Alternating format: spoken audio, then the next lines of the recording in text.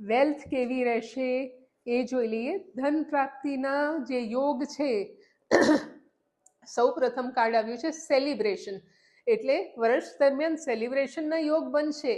ધન પ્રાપ્તિ અનએક્સપેક્ટેડ જે બેનિફિટ કહી શકાય એ આવવાના ચાન્સીસ વધી રહ્યા છે, પણ સાથે સાથે કોમ્પ્રોમાઇઝ પણ છે.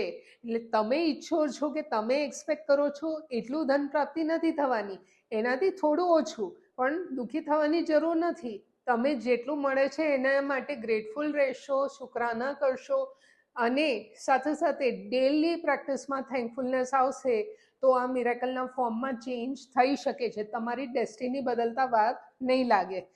પ્રોજેક્શન્સ, જેટલા પ્રોજેક્ટ્સ તમે ઇનપુટ કરશો, ચાહે તમે જોબમાં હોય, બિઝનેસમાં કે કોઈ પ્રોફેશનમાં, એટલું તમારા સાઈડથી એફર્ટ્સ હશે એટલું વેલ્થ જનરેટ થશે.